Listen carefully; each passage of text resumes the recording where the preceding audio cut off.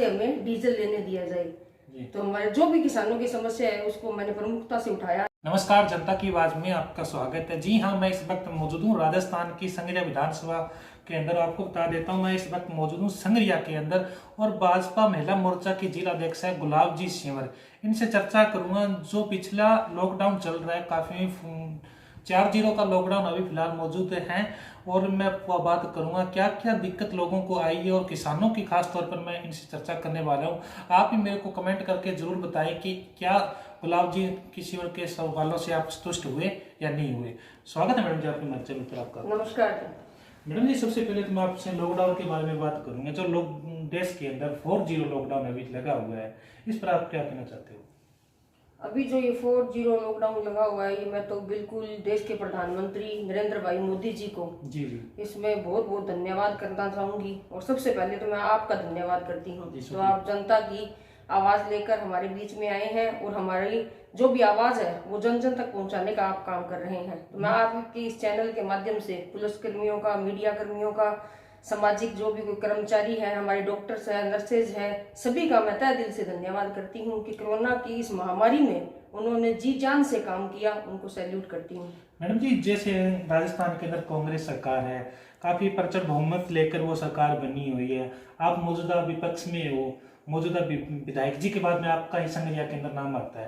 तो आप मेरे को बताओगे, जो संगरिया के अंदर जो किसानों की मैं बात करूं, किसानों आड़तियों की बात करूं, जैसे हरियाणा से भी सटा है, हरियाणा के अंदर जो उनकी खरीदारी भी नहीं हो पा रही थी लोगों की। आज आपके गाँव है जो संगरिया के कुछ है जो हरियाणा के अंदर मौजूद है, इलाहाबाद के अंदर। तो मेरे को बताओ उन लोगों की समस्या को आपके सरकार या आप विपक्ष में होते कैसे निपटारा किया है आपने? किसानों के इसमें बहुत सी समस्याएं आ रही है। सबसे पहले तो इसमें किसानों को जो समस्या आई वो हमारे डीजल और पेट्रोल की उसकी समस्या आई, क्योंकि किसानों को जो डीजल की जरूरत है, तो हमारे चाहे वो बात मैं संगरिया की करूं, बात चाहे मैं टिब्बी की करूं, तो हमारे यहाँ हरियाणा से टच होता है। तो सभी हरियाणा से डीजल लेते हैं। तो हमारे यहाँ 9 रुपए लीटर रेट का भी इसमें काफी फर्क था। तो मैंने ये सबसे पहले जाकर के कलेक्टर साहब से भी बात की। कलेक्टर साहब ने शिक्षा कलेक्टर से बात की कि हमें जो ये हरियाणा सीमा है यहाँ से हमें डीजल लेने दिया जाए। तो हमारे जो भी किसानों की समस्या है उसको मैंने प्रमुखता से उठाया है। अब आप अपने इलाहाबाद की बात कर रहे हैं कि कुछ गांव हैं जो मेरे टिब्बी है पंचायत समिति, हाँ टिब्बी पंचायत समिति के इलाहाबाद से जुड़े हुए गांव हैं, और जो वहाँ के जो आड़ती हैं वो हमारे यहाँ इलाहाबाद में है। तो यहाँ भी किसानों को बहुत समस्याएं हो रही है, क्योंकि सरकार यहाँ कह रही है कि पहले हम हरियाणा का जो अनाज है उसी को हम पहले लेंगे, राजस्थान का बाद में तुलवाएंगे। तो इससे किसानों को बहुत सी समस्याएं आ रही है। जी मैडम, मैं इलाहाबाद की मंडी के अंदर गया था। इलाहाबाद मंडी के अंदर आपके जो राजस्थान है, संगरिया से, जैसे टिब्बी पंचायत समिति के गांव के लोग आए हुए थे, वो ये बोल रहे थे जो हमारी जो जैसे हरियाणा के अंदर गेहूं या सरसों ज्यादा अभी खरीदारी की जा रही थी, तो क्या राजस्थान के अंदर इधर आपके जो बागड़ एरिया है, थोड़ा कई गांव की बात करूं जैसे सुल्तानपुरा, खिनानियन गांव के अंदर जैसे गेहूं का बहुत कम होता है, तो उनमें चना या सरसों ये ज्यादा होती है, ये हरियाणा के अंदर नहीं हो पा रही बिक्री के अंदर। हाँ नहीं, ये समस्या बिल्कुल खिनानिया और सुल्तानपुरा वालों को आ रही थी, क्योंकि उनके तहसील है वो टिब्बी लगती है, और वो यहाँ से टिब्बी जाते हैं तो उनको हरियाणा होकर के ही जाना पड़ता है। तो उन गाँव वालों की तो इच्छा है कि इसको नोट से जुड़वाने का काम किया जाए, लेकिन मेरे तो वोटर है हमारे वो संगरिया के, तो मैं तो ये नहीं चाहूंगी इसमें। आप दिल से चाहते हैं? हाँ, हम बिल्कुल दिल से चाहते हैं, उनको पूरा गांव का हमारे साथ सहयोग है। जी मैडम जी, संगरिया की मैं बात करूँ तो संगरिया के अंदर अपने एक प्रशासनिक अधिकारी भी आए थे, हरदत्त जी विष्णु जी आदत, उनका कल मर्डर हुआ है या आत्महत्या हुई है, क्या उसको आप रूप देना चाह रहे हो? हाँ, ये तो एक बहुत ही बड़ी दुखद घटना हुई है कि इधर से तो आपका यहाँ आना हुआ है और अभी अभी उसका ये समाचार हमें भी प्राप्त हुआ है। तो इसमें तो मैं पूरी संवेदना प्रकट करती हूँ कि वो एक दबंग अफसर थे जी। और मैं ये समझती हूँ कि उनकी निष्पक्ष जांच होनी चाहिए, क्योंकि जैसे इतना दिलेर जो ऑफिसर है वो आत्महत्या करे, इस बात को हम नहीं मानते जी। जब वो संगरिया में आए थे तो आमजन उनसे प्रसन्न था और संगरिया का उन्होंने कायाकल्प कर दिया था। बात चाहे थाने की हो, उन्होंने बहुत ही ज्यादा काम किया और अफसरों को भी उनसे सीखने के लिए बहुत ही कुछ मिला। तो ये बहुत बड़ी दुखद घटना हुई है, तो मैं इसमें संवेदना प्रकट करती हूँ। तो सरकार से आप क्या मांग करते हो? मौजूदा सरकार कांग्रेस सरकार है राजस्थान के अंदर, तो इनसे आप क्या जांच करते हो, क्या उम्मीद करते हो कि क्या जो विष्णु जी का जो कांड हुआ है वो कहाँ तक सफल यानी उसको कामयाबी हाँ, मिली? मैं तो इसमें यही कहना चाहूंगी, उसकी निष्पक्ष जांच होनी चाहिए, सीबीआई जांच होनी चाहिए, और जो भी हुआ है उसका दूध का दूध और पानी का पानी होना चाहिए। मैडम, कुछ गांव के अंदर मैं गया था, शिक्षा के प्रति कुछ यानी लॉकडाउन लगा हुआ है, तो लॉकडाउन के अंदर कई स्कूल खुले हुए थे, संगरिया की बात करूं या टिब्बी की बात करूं, यानी 4-0 का लॉकडाउन का पालन तो कर पा रहे थे, लेकिन कुछ मेरे को स्कूल यानी खुले मिले और शिक्षा के प्रति शिक्षा को बढ़ावा देने वाली बात कह रही है सरकार, इसको आप किस नजरिए से देखते हो? इसमें मैं तो सरकार से यही निवेदन करना चाहूंगी कि लॉकडाउन के चलते हुए बच्चे भी अब क्या करें, बहुत लंबा समय गुजर गया है, कब बच्चों की परीक्षाएं होंगी, कब नहीं होंगी, कब ये पूरे स्कूल खोले जाएंगे या खोले जाएंगे, तो इसमें किस तरह के आदेश जारी होंगे। तो जो भी राज्य सरकार कोई भी जो आदेश देना चाहे या जो भी वो करे, तो जल्द से जल्द उस पर निर्णय ले। ये बच्चों के एग्जाम है वो कब होंगे और किस तारीख को होंगे, तो उसमें उन्होंने सही डिसीजन लेना चाहिए। प्राइवेट स्कूलों की मैं बात करूँ, प्राइवेट स्कूलों के जो टीचर हैं या अभिभावक है वो बहुत ज़्यादा परेशान हो रहे हैं, क्योंकि उन जो टीचर है उनकी पेंशन अभी रोक रखी है सरकार ने, या उनके स्कूल के मुखियाओं की बात करूँ तो इसको आप किस नज़रिए से देखते हैं?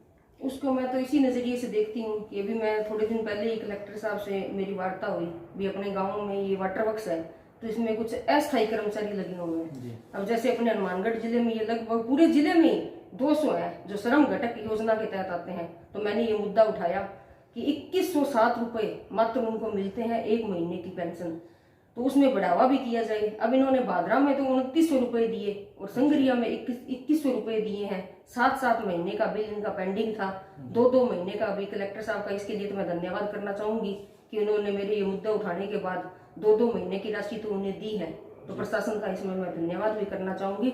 लेकिन ये हनुमानगढ़ जिले में बात अगर संगरिया और भादरा की करें तो एक ही जिले में दोकला व्यवहार है, वो सहन करने योग्य नहीं है। जी जी।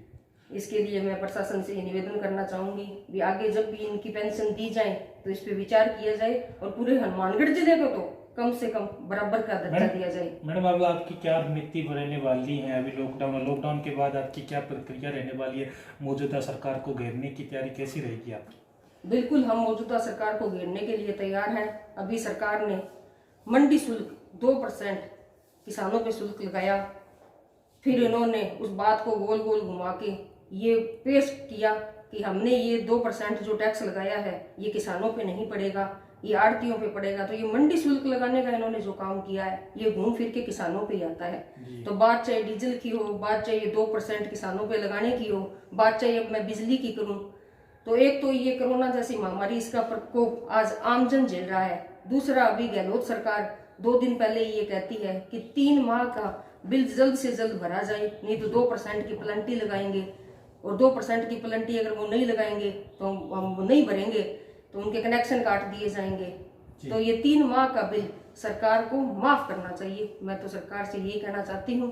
जी, तो मैडम मैं बात करूँ जो संगरिया के अंदर प्रवासी मजदूर फंसे हुए थे, तो उनको बताते हैं कि मानगढ़ की प्रशासन की तरफ से उनको स्टे किया गया, तो आपने कहाँ तक ये मुद्दा आपके संज्ञान में हो तो कुछ थोड़ा? हाँ बिल्कुल, ये मुद्दा मेरे संज्ञान में है। कल भी हमारे यहाँ संगरिया से और टिब्बी से कुछ प्रवासी है वो गंगानगर गए हैं, और हमारे सांसद महोदय न्यालचंद जी ने उनको ट्रेन के द्वारा जहाँ के भी प्रवासी है उनको वहाँ के लिए रवाना किया है। उन्हें खाने पीने की सब व्यवस्थाएं की गई है। हमारे युवा नेता है रजत सिंह स्वामी गंगानगर में एक, उन्होंने भी वहाँ कहाँ के प्रवासी थे जिनको आगे भेजने का काम किया है, ये पूरे मीडिया में भी आया।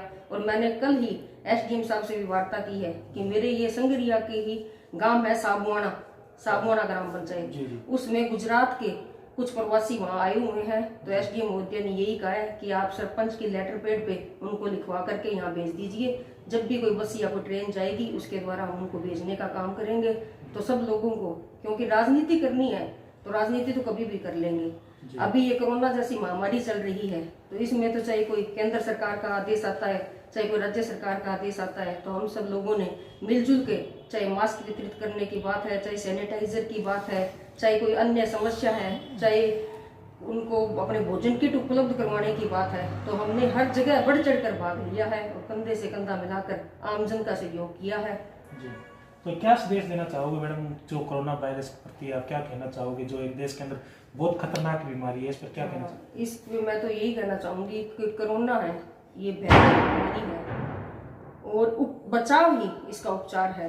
तो मास्क लगा करके सोशल डिस्टेंस की पालना करते हुए, और जैसा कि अब बीच बीच में न्यूज के माध्यम से सुनने को आ रहा है कि कोरोना में ही हमें अब जीना पड़ेगा, तो हमें जो पूरी इसका जो मतलब सोशल डिस्टेंस है उसको मेंटेन करके, मास्क लगा के, जो भी सावधानियां हैं सैनिटाइजर करके, उसके द्वारा ही हम आमजन के बीच में जाएं और राज्य सरकार और केंद्र सरकार का जो भी आदेश आता है उसकी हम सब लोग मिलजुल कर पालना करें।